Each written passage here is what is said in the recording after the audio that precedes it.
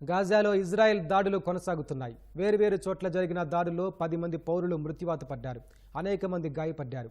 మూవాసీలోని శరణార్థి శిబిరం వద్ద జరిగిన వైమానిక దాడిలో 2 చిన్నారులు సహా 6 పౌరులు ప్రాణాలు కోల్పోయారు. ఈజిప్టు సరిహద్దుల్లోని రఫా నగరంపై నెతన్యాహు సైన్యం నిర్వహించిన ఎయిర్ స్ట్రైక్లో మరో 4 పౌరులు మృత్యువాత పడ్డారు. దాడులు చేసే ముందు ఇజ్రాయెల్ ఎలాంటి ముందస్తు హెచ్చరికలు చేయకపోవడం విమర్శలకు తావిస్తోంది. అటు యెమెన్లోని హూతీ రెబల్స్ సెంట్రల్ ఇజ్రాయెల్పై ప్రయోగించిన ఓ ప్రాజెక్టైల్ను ఆ దేశ గగనతల రక్షణ వ్యవస్థ మధ్యలోనే కూల్చివేసింది. మరోవైపు బీట్ హనోన్, బీట్ లాహియా, జబాలియా ప్రాంతాల్లో భారీగా మోహరించిన ఐడిఎఫ్ బలగాలు మానవతా సాయాన్ని పూర్తిగా అడ్డుకుంటోందని అంతర్జాతీయ మీడియా తెలిపింది.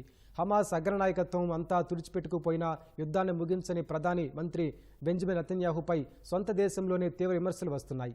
ప్రస్తుత అతివాద ప్రభుత్వం ఆక్రమణలు, జాతి హననానికి పాల్పడుతోందని 2016కు ముందు ఇజ్రాయెల్ రక్షణ మంత్రిగా పనిచేసిన మోషే యాలోన్ ఆరోపించారు. నెతన్యాహు యుద్ధ నేరాలకు పాల్పడుతున్నారని మండిపడ్డారు.